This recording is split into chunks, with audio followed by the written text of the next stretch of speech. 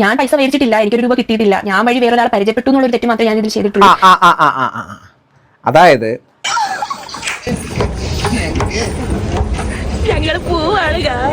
അതെ അതെ അതെ അതെ ഞങ്ങൾ പോവുകയാണ് ഗൈസ്. എനിക്ക് ഈ കൊളാബറേഷൻസും കാര്യങ്ങളൊക്കെ ഉള്ളത് കൊണ്ട് മാത്രമാണ് കേട്ടോ. എൻ്റെ കെയർ ഹോമിൽ ഇൻകം വെച്ച് നോക്കുകയാണെന്നുണ്ടെങ്കിൽ എൻ്റെ എക്സ്പെൻസ് എനിക്ക് മീറ്റ് ചെയ്യാൻ പറ്റത്തില്ല. കാരണം എക്സ്പെൻസ് കെയർ ഹോമിൻ്റെ എമൗണ്ടിനെക്കാളും കൂടുതലാണ്, കിട്ടുന്ന എമൗണ്ടിനെക്കാളും KBCയിൽ ഇരുന്നുകൊണ്ട് കൊളാബ് ചെയ്യാൻ പറ്റില്ല. Clear violation. അൺഓതറൈസ്ഡ് എംപ്ലോയ്മെന്റിന് ഇമിഗ്രേഷൻ എൻഫോഴ്സ്മെന്റ് ഹോം ഓഫീസിൽ പരാതിപ്പെടാം. ഹലോ ഗൈസ്, വെൽക്കം, വണക്കം.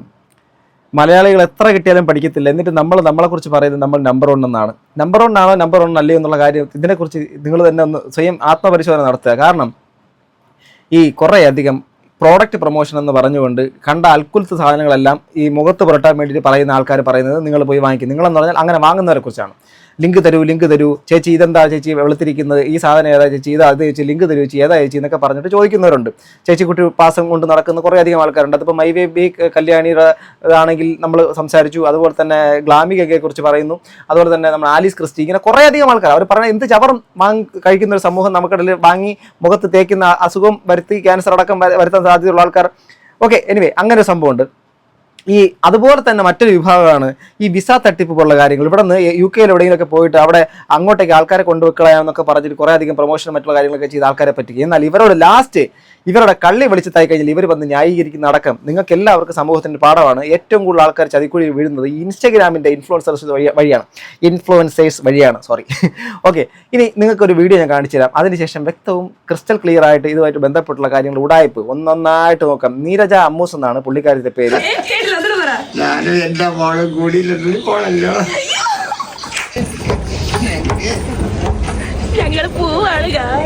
അതെ അതെ അതെ അതെ ഞങ്ങൾ പോവുകയാണ് ഗൈസ്. അതായത് ഈ അച്ഛനെയും അമ്മയൊക്കെ കൊണ്ട് പുള്ളിക്കാരത്തി ഇവിടെ നിന്ന് ലണ്ടനിലേക്ക് കൊണ്ടുപോയിട്ടുണ്ട്.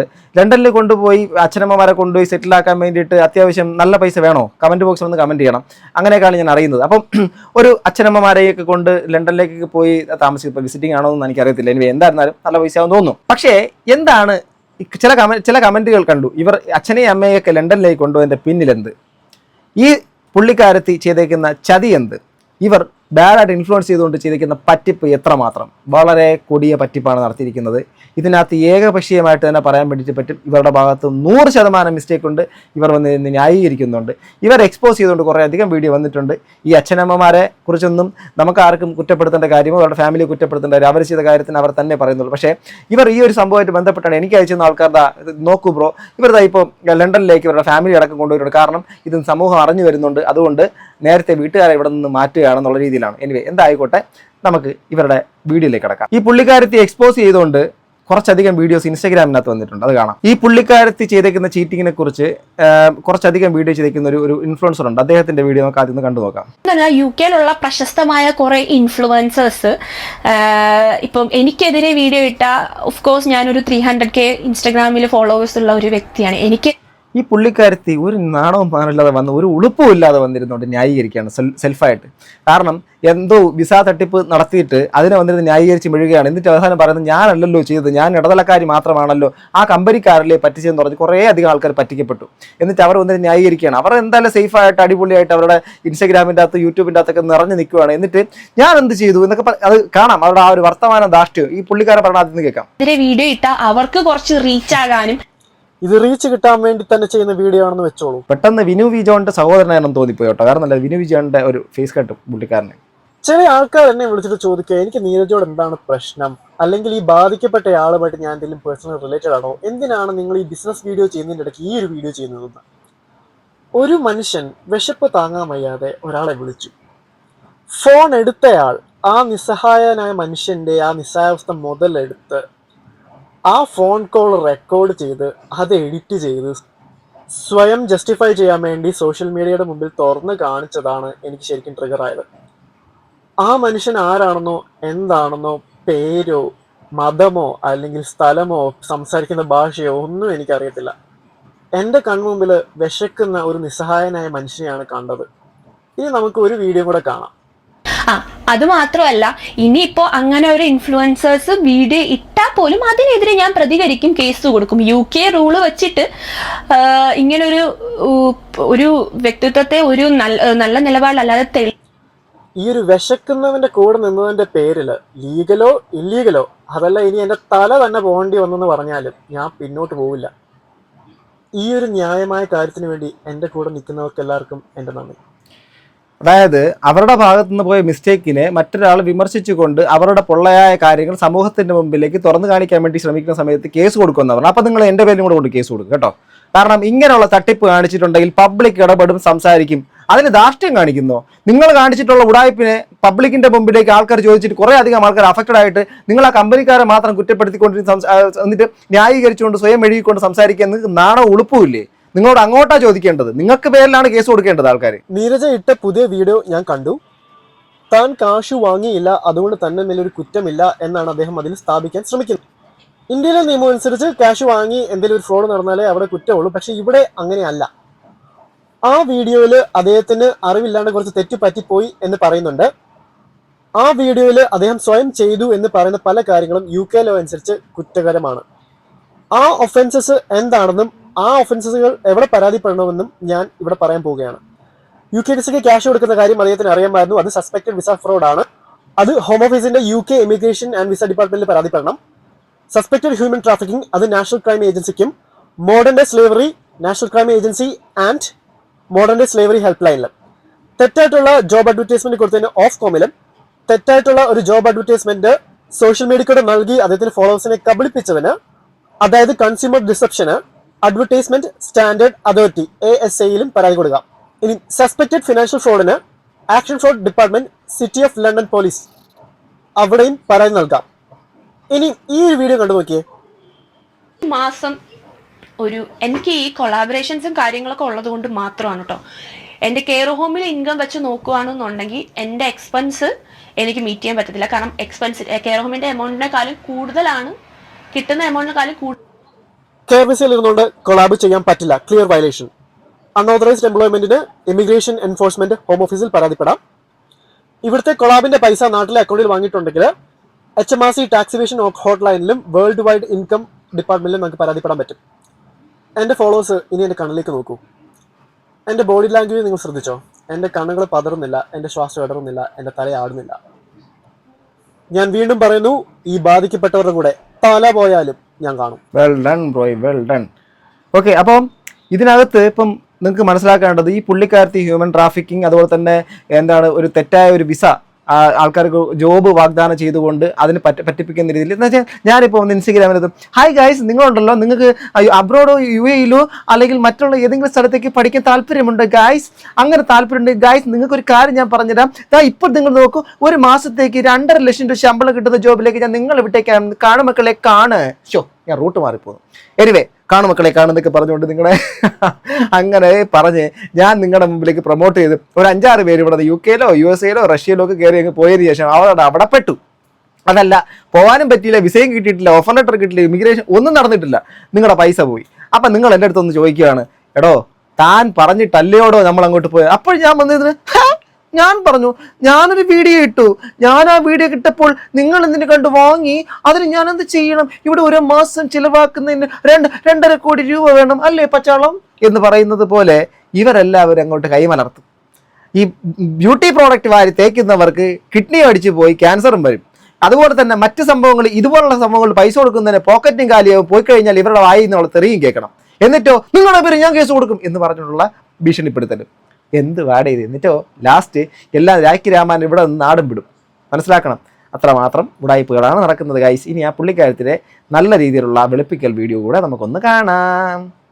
ഹലോ ഗൈസ്, എന്താ ഗൈസ്, ഇതിലിട്ടേക്കുന്നത് ഫേക്ക് വിസ കൊടുത്ത് നാട്ടുകാരെ പറ്റിച്ചു, ഞാൻ ഉണ്ടാക്കിയത് കോടികൾ, സത്യം ഇതാണ്, എക്സ്പ്ലെയിൻ എവറിത്തിങ് എന്ന് പറഞ്ഞിട്ട് നീരജ അമ്മൂസ് എന്ന് പറയുന്ന ചാനലിനകത്ത് വന്ന വീഡിയോ ആണ്. കോപ്പിറൈറ്റ് സ്ട്രൈക്കും മറ്റു കാര്യങ്ങളായിട്ട് കൊണ്ടുവന്നിട്ടുണ്ടെങ്കിൽ ഒന്നിന് പകരം 10 ആയിട്ട് തിരിച്ച് മടക്കി അങ്ങോട്ട് തരുമെന്നുള്ള കാര്യം കൂടെ മുൻകൂട്ടി ഞാൻ ഓർമ്മിപ്പിച്ചേക്കാം. സോ ഗൈസ്, അതുകൊണ്ട് ഞാൻ പറയുന്നുള്ളൂ നീരജ അമ്മൂസിനോട്. ഇനി ഈ പുള്ളിക്കാരത്തിയുടെ സംഭവം, ഇതിന്റെ താഴെ നമ്മുടെ മാധവിനെ കാണുന്നുണ്ടല്ലോ. എന്തിനാടാ കൊന്നിട്ട്? നമ്മൾ അനാഥരാണ്, കുണ്ടകളല്ല. ചുമ്മാ പറഞ്ഞ എന്താണ് പ്രശ്നം എന്ന് എക്സ്പ്ലനേഷൻ ചെയ്യുന്ന ഒരു വീഡിയോ ആണ്. അപ്പൊ നമുക്ക് പോകാം വീഡിയോയിലേക്ക്. പോകാം ലണ്ടനിലേക്ക്. അപ്പൊ ഞാൻ ഇന്ന് ഈ വീഡിയോ ഇടാൻ കാരണം എന്ന് പറഞ്ഞാൽ 2-3 ദിവസം മുന്നിലെ ഒരിക്കൽ കോൾ വന്നിട്ടുണ്ടായിരുന്നു. അപ്പം കോൾ വന്നതെന്ന് പറഞ്ഞാൽ ഈ പറ്റിക്കപ്പെടാൻ ഇനി താല്പര്യമുള്ളവർ ഇത്രയൊന്നും കണ്ടാൽ മതി. നിങ്ങൾ ഇനി ഒരിക്കലും പറ്റിക്കപ്പെടത്തില്ല. ഒരാൾ പച്ചയ്ക്ക് പറ്റിച്ചിട്ട് ന്യായീകരിക്കുന്നതാണ് താങ്കൾ ഇനി കാണാൻ വേണ്ടിയിട്ട് പോകുന്ന സുഹൃത്തെ. കാണും. ലെസ്റ്ററിൽ നിന്നാണ് കോൾ വന്നത്.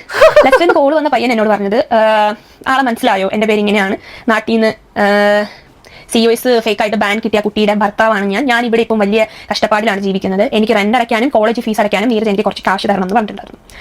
ഞാൻ പറഞ്ഞു പ്രശ്നം എനിക്ക് മനസ്സിലായി, പക്ഷേ 1 രൂപ പോലും എനിക്ക് വാങ്ങാത്ത ഞാൻ നിങ്ങൾക്ക് എന്തെങ്കിലും കാശ് അയച്ചു തരണം. എനിക്ക് എൻ്റെ കയ്യിൽ പൈസയും ഇല്ല, എനിക്ക് നിങ്ങൾ കാശ് അയച്ചു തരേണ്ട ആവശ്യമില്ല. ബാൻ കിട്ടിയതിൽ എനിക്ക് സങ്കടമുണ്ട് ചേട്ടാ, അത് എൻ്റെ അവസ്ഥയാണ്. എനിക്കറിയാം ബാൻ കിട്ടിയതിൽ എനിക്ക് സങ്കടമുണ്ട്, പക്ഷേ ഞാൻ എൻ്റെ കയ്യിൽ പൈസ അയച്ചു തരാനില്ല, എനിക്കൊന്നും ഇതിൽ ചെയ്യാൻ പറ്റില്ല. ഓക്കെ, അപ്പോൾ അയാൾ എൻ്റെ അടുത്ത് പറഞ്ഞു ഓക്കെ നീരജ്, അപ്പോൾ നീരജയ്ക്കൊന്നും ചെയ്യാൻ പറ്റില്ല. അപ്പോൾ നീരജയുടെ കൂടെയുള്ള ഇൻഫ്ലുവൻസസ് ഒക്കെ ഇപ്പോൾ എൻ്റെ ഭാഗത്താണ്. അപ്പം നീരജയ്ക്ക് മനസ്സിലാക്കണേ, അങ്ങേ തലക്കൽ ഈ പൈസ പോയി എന്ന് പറഞ്ഞ് ഇവരെ വിളിച്ച് കോണ്ടാക്ട് ചെയ്ത വ്യക്തി ഇവർ പറയുന്ന വിസയുടെ സംഭവത്തിന്റെ ആ പ്രൊമോഷൻ കണ്ടിട്ട് പൈസ കൊടുത്ത് പറ്റിക്കപ്പെട്ടു.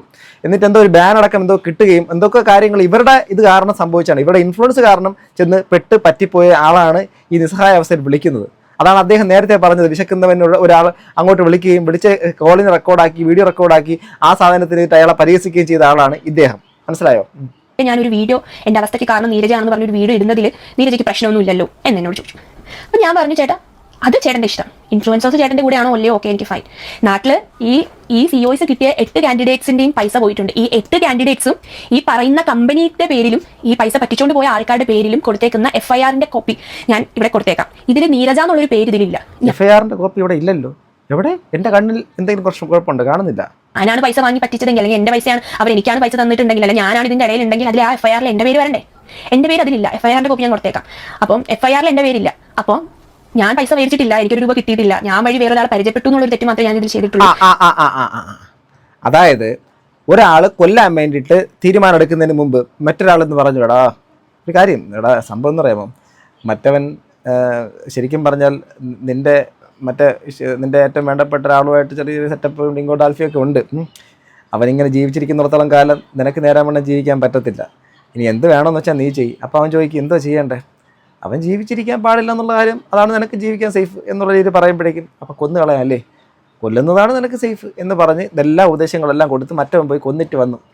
അവസാനം പോലീസും വന്നു. പോലീസ് വന്ന സമയത്ത് മറ്റവൻ പറഞ്ഞിട്ടാണ് ഞാൻ കൊന്നെന്ന് പറഞ്ഞിട്ട് ഇവൻ്റെ അടുത്ത് വരുമ്പോൾ, എടാ ഞാനിതുപോലെ എന്തൊക്കെ പറയുന്നു, എന്നാ ഞാൻ നിന്റെ അടുത്ത് മറ്റേ മലയുടെ മുകളിൽ ചാടാൻ പറഞ്ഞ് ചാടുവോ? നീ കൊന്നു, നീ അനുഭവിച്ചോ, ഞാൻ എന്ത് ചെയ്തു എന്ന് പറഞ്ഞ് നൈസായിട്ട് അങ്ങോട്ട് സ്കൂട്ടാവുകയാണ്. മനസ്സിലാവുന്നുണ്ടോ? ഞാൻ ജസ്റ്റ് പരിചയപ്പെടുത്തി കൊടുത്തു, അതല്ലാതെ എനിക്ക് വേറൊന്നും റോളൊന്നുമില്ല, എനിക്ക് പൈസയൊന്നും കിട്ടിയിട്ടൊന്നുമില്ല. ഓക്കെ, ഇങ്ങനെ പൈസയൊന്നും കിട്ടാത്തവർക്കൊക്കെയാണ് ഇവിടെ UK-ലേക്കൊക്കെ പാരൻസിനെ കൊണ്ടുപോകാനുള്ള പൈസയൊക്കെ ഉള്ളത്. ഇതിനിടയിൽ ഫസ്റ്റ് കാലഘട്ടത്തിൽ മീഡിയേറ്റർ ആയിട്ട് നിന്നു. അപ്പം അല്ലാണ്ട് എനിക്ക് പൈസ വേണ്ട. മീഡിയേറ്റർ ആയിട്ട് നിന്നു, പരിചയപ്പെടുത്തിയും കൊടുത്തു, ഇതെല്ലാം ചെയ്തു. വേറെ അല്ലാതെ എനിക്കൊരു ഇതിനകത്തൊരു ഇതുമില്ല. ഓക്കെ നീരജ പൈസ തരണ്ട, കാത്തിരുന്നോ മോളെ, എനിക്ക് ഞങ്ങളെയൊന്നും ഒന്നും ചെയ്യാൻ പറ്റില്ല, നീ ഞങ്ങളെയൊന്നും ഒന്നും ചെയ്യത്തുമില്ല, ഞങ്ങൾ നിങ്ങൾക്കെതിരെ ഒരു വീഡിയോ ഇടാൻ പോകാണെന്ന് പറഞ്ഞിട്ട് ഭീഷണി നടത്തിയിട്ടുണ്ടായിരുന്നു. അപ്പം അതിന്റെ വീഡിയോ ഞാൻ നിങ്ങൾക്ക് കാണിച്ചു തരാം. സത്യം പറഞ്ഞാൽ അങ്ങനെ ഒരു വീഡിയോ വന്നപ്പോഴത്തേക്കും എനിക്ക് ചിരിക്കണോ കാര്യമെന്ന് പറയേണ്ട അവസ്ഥയായിരുന്നു. അതങ്ങനെയാണല്ലോ, കാരണം ബാധിക്കപ്പെട്ട ആൾക്കാർ വന്ന് വിളിച്ച് ചോദിക്കുകയും അവരുടെ വിഷമം പറയുകയും ചെയ്യുന്ന സമയത്ത് നമുക്ക് ചിരിയും കരച്ചിലൊക്കെ വരും. കാരണം നമ്മുടെ പൈസ അല്ലല്ലോ പോയത്, അവരുടെ പൈസയല്ലേ. അവരുടെ പൈസ പോയാൽ നമ്മൾ ചിരിക്കണം, കാരണം നമുക്ക് കിട്ടേണ്ടതൊക്കെ കിട്ടിയല്ലോ. നമുക്ക് കിട്ടിയിട്ടില്ലെന്ന് പറഞ്ഞിട്ട് കാര്യമൊന്നുമില്ല. നമ്മൾ ഇതിന്റെ മീഡിയേറ്റർ ആണെന്ന് പച്ചയ്ക്ക് തന്നെ പറഞ്ഞു, നമ്മൾ അതിനകത്ത് പരിചയപ്പെടുത്തി കൊടുത്തതെന്ന് പച്ചയ്ക്ക് പറഞ്ഞു. എന്റെ അവസ്ഥ വീഡിയോയിൽ ഒരാൾ സന്തോഷമായിട്ട് വീഡിയോ ഇടുന്നു പറഞ്ഞാൽ അയാൾ റിച്ച് ആണെന്നോ അയാൾ സമാധാനത്തിലിരിക്കുന്നു. എന്റെ പല വീഡിയോസിൽ ഞാൻ പറഞ്ഞിട്ടുണ്ട്, എനിക്കും പിറകിൽ ഒരുപാട് പ്രശ്നങ്ങളുണ്ട്. അവിടെ ആ വ്യക്തി വിളിക്കുന്നതിനെ നൈസായിട്ട് മറ്റൊരു ഫോണിന്റെ അടുത്ത് വെച്ചിട്ട് അതിന്റെ ക്യാമറയിൽ വീഡിയോ ചെയ്യാൻ കാണിച്ചിട്ടുള്ള ഒരു നല്ല മനസ്സാരും കാണാതെ പോകരുത്. അതായത് ഇവർ സംസാരിക്കുന്നതെല്ലാം ഇവർ പ്ലാൻഡ് ആയിട്ട് സംസാരിക്കുകയാണ്. ആ മനുഷ്യൻ അങ്ങേ തലയ്ക്ക് നിന്ന് വളരെ വിഷമം പറയുകയാണ്.